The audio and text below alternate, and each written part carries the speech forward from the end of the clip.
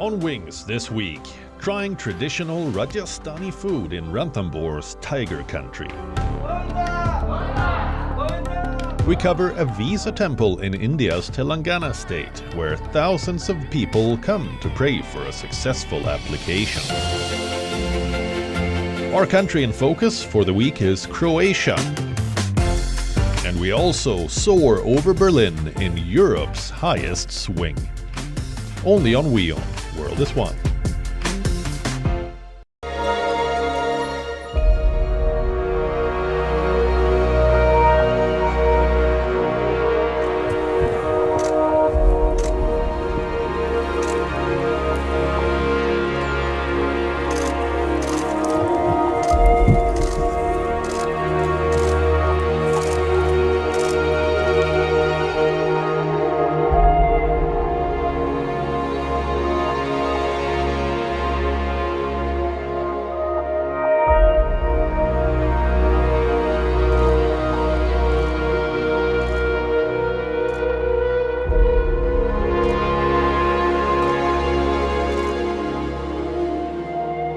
This week on Inside South Asia, normalcy restores to Bangladesh, but at what cost?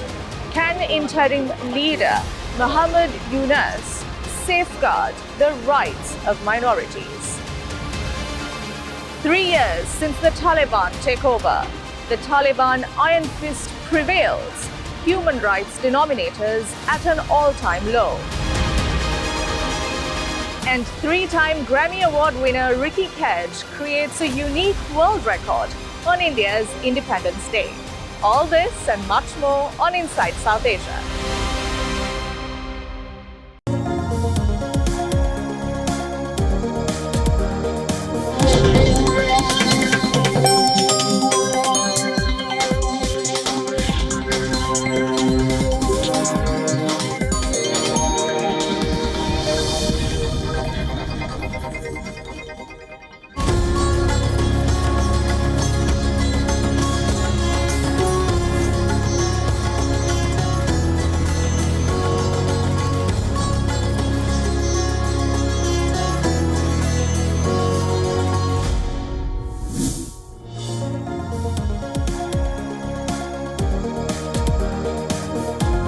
Hello and welcome. You're watching Race to Power with me, Ananya Datta. As always, here's what's coming up in the next 30 minutes.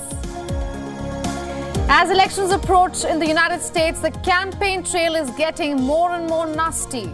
There's a lot of name-calling with no moral police. We tell you what the people are saying, especially in the swing states.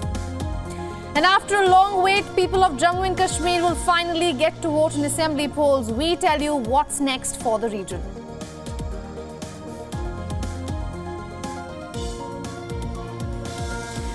A lot has changed in the US presidential race over the last 3 weeks. Ever since President Joe Biden had passed on the baton to his Vice President Kamala Harris, the race has reversed. It is no exaggeration to say that Kamala Harris will be most likely the favorite to win the White House. Harris has taken a lead over former President Donald Trump in a fifth critical swing state, and that's Arizona. This has been revealed by Nate Silver's polling average on his Silver Bulletin website. The average shows Harris with 45.3% compared with Trump's 44% in the state of Arizona.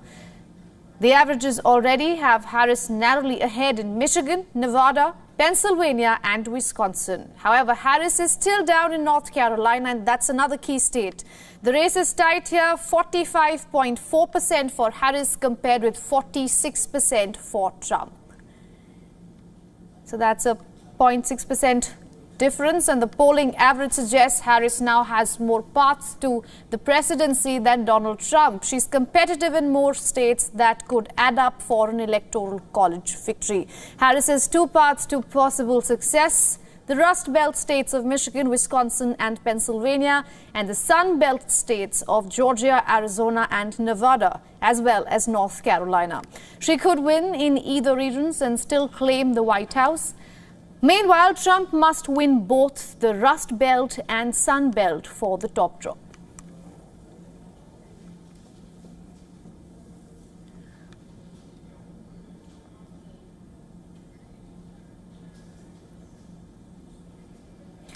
Now, our correspondent Susan Tehrani is joining us live from New York to get us more. Susan, good to see you as always. What is the latest you can tell us from New York? Yeah, it's interesting that by a very low margin, Kamala Harris continues to lead Donald Trump in some of these swing states, 5 swing states. And one of the reasons for that is because there were many undecided voters who have now said because Joe Biden is not the candidate and Kamala Harris is, they're going to go to the polls and vote. And that brought her numbers up slightly. Another issue is with women. Donald Trump yesterday was asked whether or not he'd be open to Nikki Haley campaigning for him, and he said that he was very happy and appreciative of her endorsement and that he would be open for her to go on the campaign trail with him. What this would do is possibly, we don't know, but offset those women suburban voters who are turned off by some comments that J.D. Vance has made, the vice presidential contender, and, Donald Trump's general style of name calling. So, it'll be interesting to see in the next few days and even weeks how these numbers move, because so far Kamala Harris hasn't laid out a policy agenda. So once she does that, then I think we'll get a better understanding on where voters stand. And the Democrat convention coming up next week is going to be a good platform for that. She's going to talk about the economy today as well. Absolutely. We're expecting that in a couple of hours from now. Susan, thank you so much for getting us all those updates from New York. And as my correspondent was mentioning about J.D. Vance, let's look at those comments. The Republican camp a little more closer as we say Donald Trump has come under fire for making personal comments on his Democratic rival Kamala Harris. After her race, Trump has commented on the vice president's looks and the way she laughs. Something his critics say is a tactic to divert from real issues. Now, in the latest, the former president has justified his comments, saying that he's entitled to them. Very angry at her. I think I'm entitled to personal attacks. I don't have a lot of respect for her. I don't have a lot of respect for her intelligence, and I think she'll be a terrible president. And I think it's very important that we win. Kamala Harris has called Trump weird. In fact, not just her, Democrats have been applying the label in their interviews and online as well, something not seen during Joe Biden's re-election campaign. Also, speaking of controversial comments, Republican vice presidential pick J.D. Vance has come under fire again.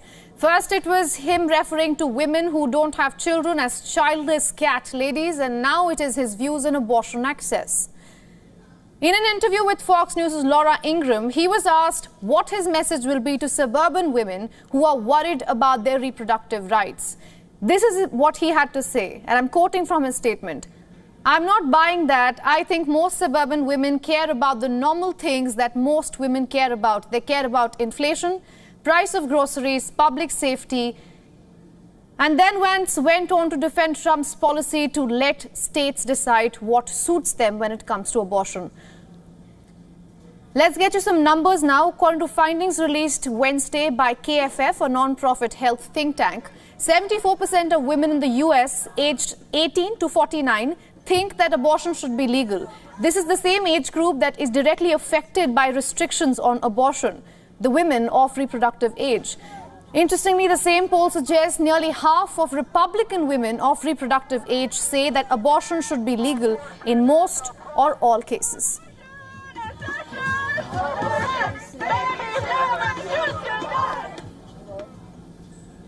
And to take this further, we are being joined by Garland Nixon. He's a political analyst and radio show host from Maryland, United States.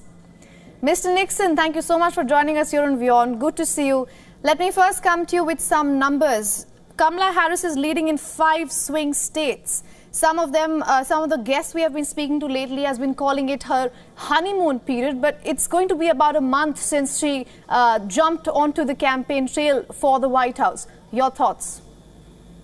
I think it is somewhat valid to consider it a honeymoon period because Kamala Harris at this point hasn't really laid out her policy platform, and she's been running off of kind of the gender thing. I will be the first woman of color, things of that nature. So I do think it is fair to portray this as a honeymoon period up until the time that she lays out her policy platform and that she has a significant presence on stage, such as national debates, etc. So right now, until such time as we hear the meat and potatoes, as we say, of what her plans are as acting as the leader of the United States, I think we can consider it somewhat of a honeymoon period.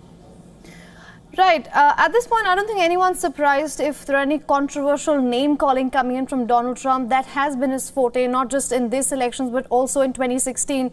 He had made a lot of misogynistic comments, if I can call them, against Hillary Clinton. But given the last week, he has called, first he called Kamala Harris, he questioned Kamala Harris's race, then he made fun about how he laughed, and now he's justifying it, saying that I'm entitled to make personal attacks. Keeping all of this in mind, what do you think you could read into the strategy of it? Do you think that he's rattled? You know, I don't think it's as much a strategy as it is. This is who Donald Trump is. And if you look into the history of United States elections, this is nothing new. We can go all the way back to Abraham Lincoln, where they were had pictures of gorillas and monkeys, and they attacked his looks. So, you know, while in fact this current iteration of political attacks may seem childish, and to some extent it is the nature of Donald Trump to do that. I don't think the people who support Donald Trump expect anything different than that. They kind of laugh at it. A lot of people don't know that Donald Trump is in the Hall of Fame for the World WWF, the World Wrestling Federation, which was all about this kind of actions. So I think it's part of Donald Trump's entertainment for his base. I think it's part of pumping his base up, kind of like an athlete does or a boxer before a match. So you think this kind of name calling actually works in favor of rallying up his campaign and his supporters? Yeah, I think you have to understand whenever a politician talks who they're talking to. I think that the Trump-Vance people, like any politician, understands that there's certain groups that simply aren't going to vote for them. So I think when they issue out their various forms of rhetoric, they take into account, well, there's certain people that aren't going to vote for me. And the people that would be offended by this or upset by this already aren't going to vote for me. So instead, they reach out to their base. Mr. Nixon, very quickly, if I could also talk a little about his running mate, J.D. Vance, his latest comments on abortion. So let me ask you a more generic question. Do you think Republicans see abortion as a healthcare issue? No, I think they see it more as a religious and a moral issue. So because they see it as a religious and moral issue, they argue that, you know, they take from their perspective, they believe that they're taking the religious and the moral high ground on this. I also think when I look at J.D. Vance's comments, he quickly pivoted to the things that he believes will decide the election. He said, if you listen to it, now I don't necessarily agree with him, but I'm just saying from a tactical perspective, he said, no, women aren't concerned with abortion, which isn't true. But he then went on to say they're concerned with the price of groceries and inflation. And in reality, when it comes to this election, I think that's going to be a much more significant factor to voters than abortion. I think the people that are mostly concerned with abortion, that's their top issue, are already going to vote for Kamala Harris. All right, Mr. Nixon, thank you so much for joining us from Maryland and getting us your insights. Thank you.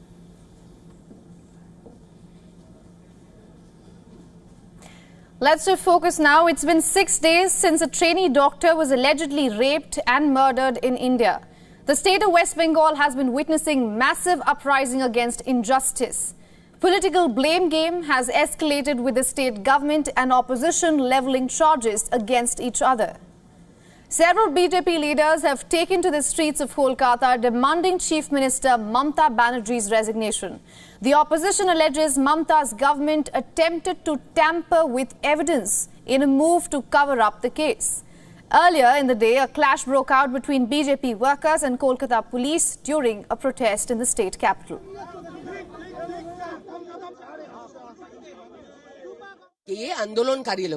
You saw how lakhs of women joined the protest. In a few videos, you can see 15 to 20 faces. They must have been local goons who entered the medical college with a blueprint to cause damage.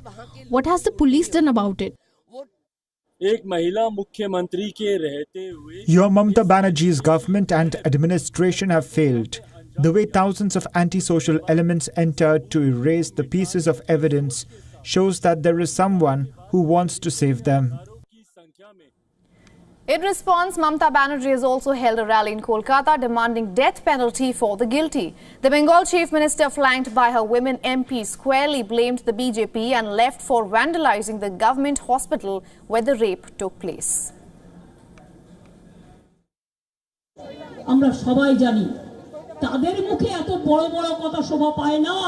We all know big words don't suit you. If you show concern for victims' family, then I don't have a problem. We shouldn't forget BJP killed Bilkis Bano's family. It is BJP who is behind the Unnao and Hathras event in Uttar Pradesh. Remember, the Calcutta High Court has demanded photographic proof of the safe condition of a seminar room at the hospital in which the doctor's body was found. There have been claims the hall was vandalized on Wednesday night, which the state police has denied.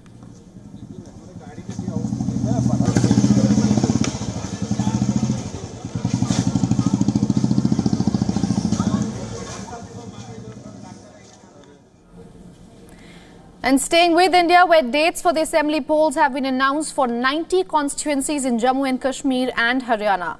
It's after a gap of 10 long years, Jammu and Kashmir is witnessing assembly polls. The last assembly election was held in 2014. The BJP aligned itself with the prominent regional party, People's Democratic Party, to govern the state. And the government had fallen in June 2018 after the BJP withdrew support to then Chief Minister Mehbooba Mufti, who was forced to resign then. A year later, in 2019, the Narendra Modi government abrogated Article 370, stripping Jammu and Kashmir of its statehood and bifurcated it into two union territories, Jammu and Kashmir and Ladakh. Jammu and Kashmir remained without a chief minister for 6 long years, as assembly polls could not be held due to various reasons, including a delimitation exercise completed in 2022. In December 2023, the Supreme Court directed the central government to conclude the election process in Jammu and Kashmir by September 30th, 2024.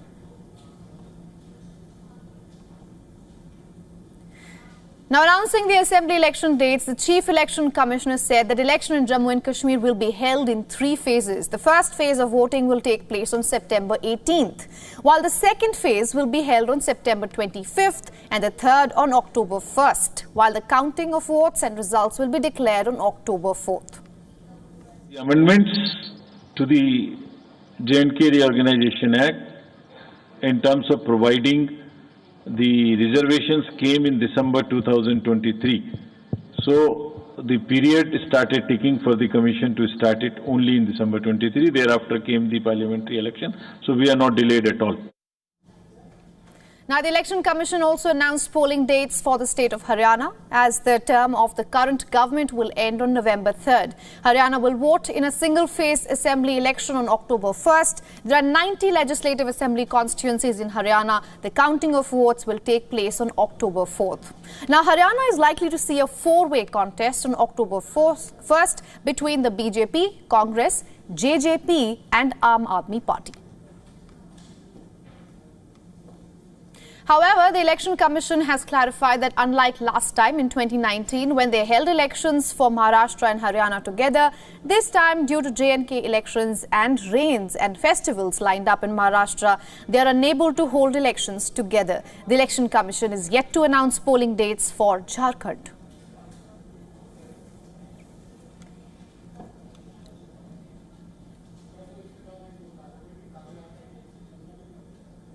Petungtan Shinawatra, the 37-year-old daughter of billionaire former leader Thaksin Shinawatra, has become Thailand's youngest ever prime minister, the 3rd member from the influential clan to lead the country.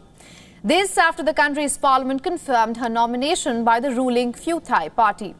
The ruling coalition shows Petungtan as Sretha Thavisin's replacement after none of the 10 other parties in the coalition put forward an alternative.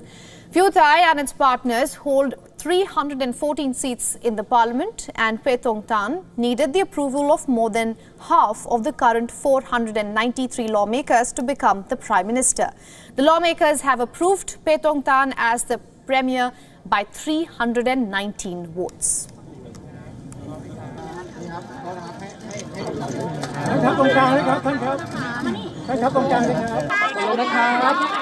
I decided that it's about time to do something for the country and for the party as well. And I hope that I can do my best to, make the country go forward. The 37-year-old succeeds Thavisin, who was removed from his post for appointing a cabinet minister with a criminal conviction following a constitutional court order just on Wednesday. The new Thailand Prime Minister is the youngest child of billionaire tycoon Thaksin Shinawatra. She is the third member of the family after her father and aunt to hold the nation's top job. Pheu Thong Tan helped run the hotel arm of the family's business empire before entering politics about 2 years ago. She has never held an elected office in the past. Remember, Sretha Thavisin's removal is the latest chapter in a long-running battle between the military, pro-royalist establishment and populist parties linked to Thaksin Shinawatra. The former Prime Minister shook up the country's stirred politics when he was first elected Prime Minister in the year 2001. He spent years in exile after being removed in a military coup in 2006 and returned to Thailand only last year, on the day Pheu Thai formed the government.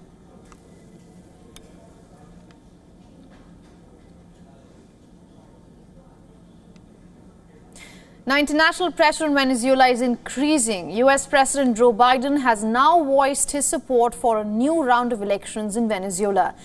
This after the Brazilian President Lula da Silva floated the idea. However, Venezuelan President Nicolas Maduro has rejected these comments surrounding his country's contested July presidential elections. U.S. President Joe Biden said on Thursday that he supported a new election in Venezuela. The U.S. has rejected the claim by Venezuelan President Nicolas Maduro that he won a third term after multiple exit polls pointed to an opposition victory.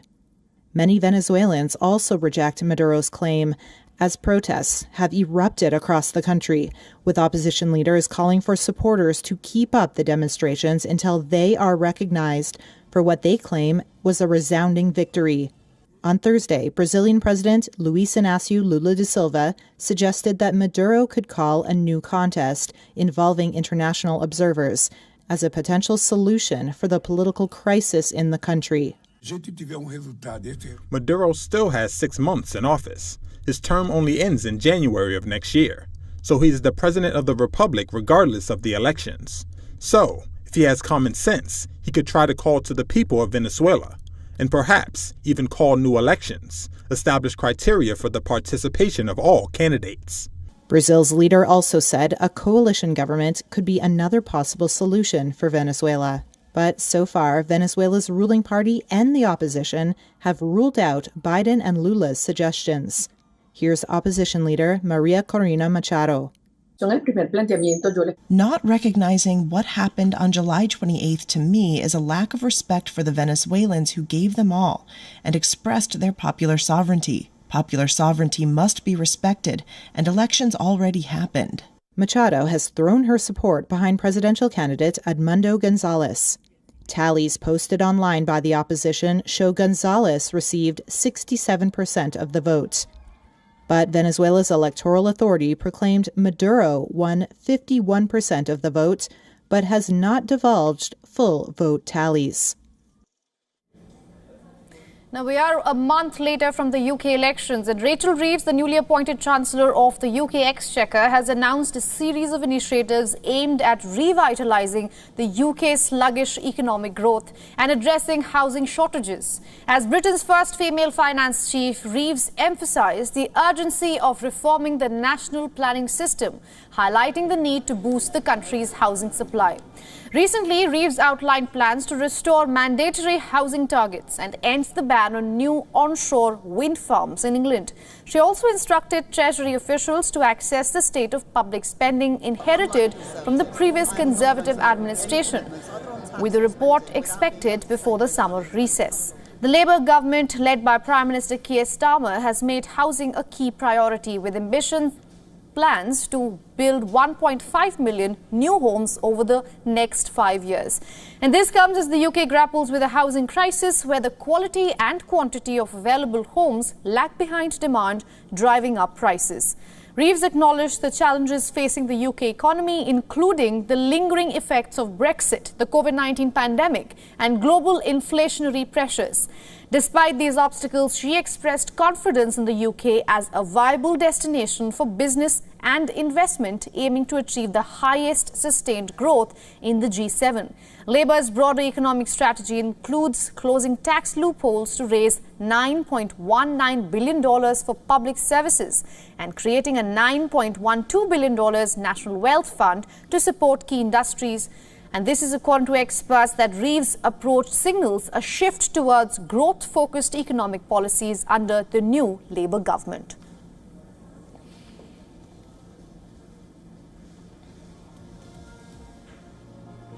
And with that, we're wrapping up this edition of Race to Power. Thanks for watching with me, Ananya Datta. Goodbye.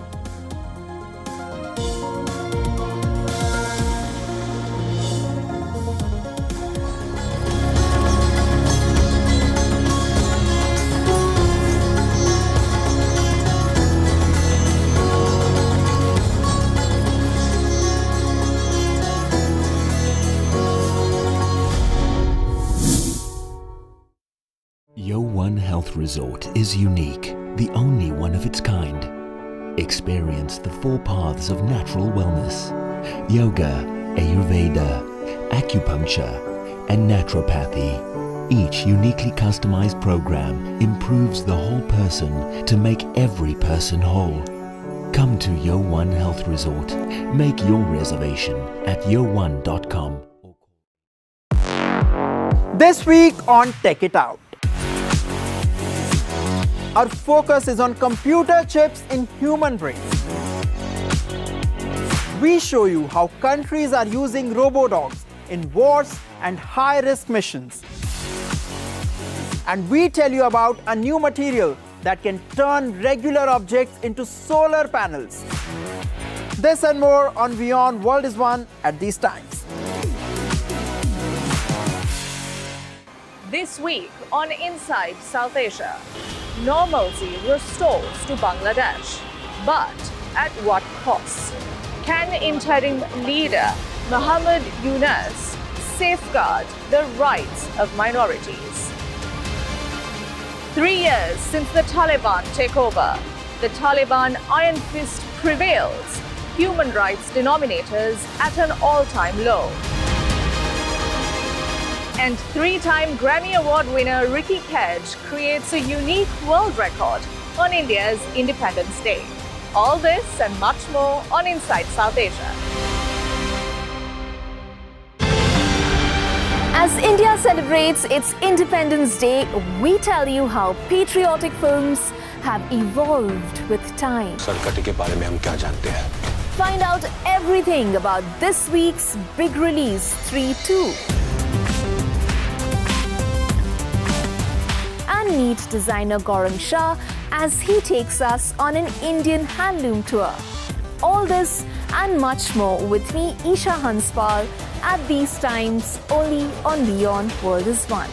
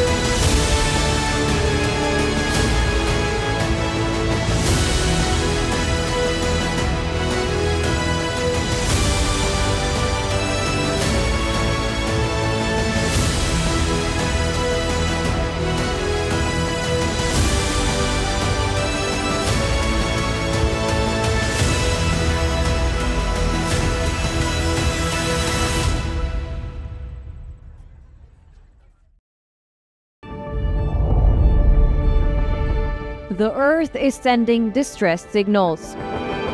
Wildfires, droughts, and melting glaciers. Can we reverse the damage? Explore the harrowing effects of climate change. It's a wake-up call. Global emergency. Climate Tracker on WION World is One.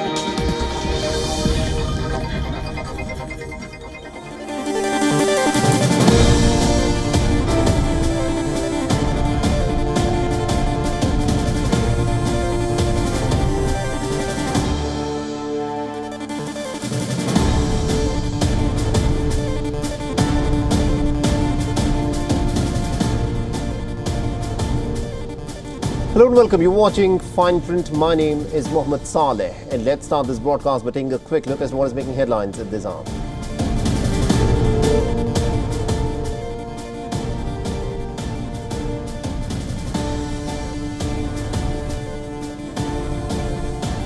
The White House has said that the Gaza ceasefire talks will resume next week in Cairo after the United States offered a bridging proposal to Israel and Hamas in Doha in a bid to try and seal the deal.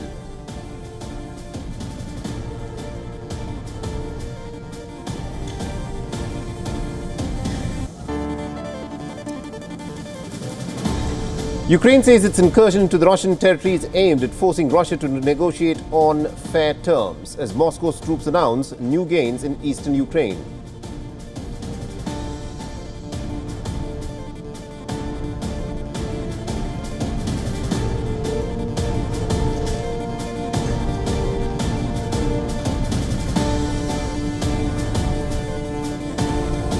The United Nations says the deadly Israeli settler attacks on a village in West Bank are horrific, adding that by and large, we are seeing complete impunity for the Israeli settlers in the case of such attacks.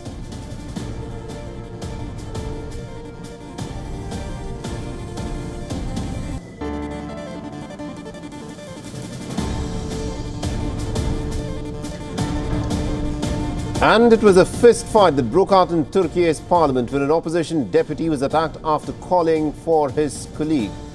Jailed on charges of organising the anti-government protest, but since elected a member of parliament to be admitted to the assembly.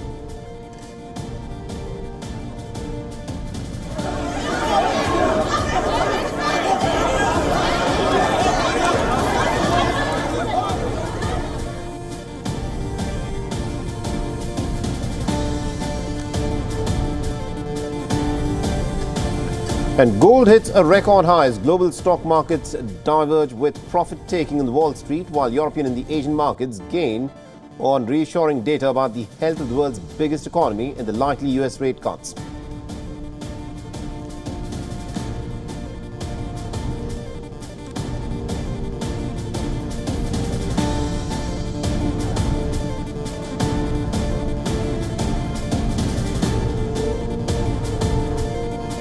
And the Romanian gymnast Ana Barbosu is awarded her Olympic bronze medal that was stripped of the American Jordan Chiles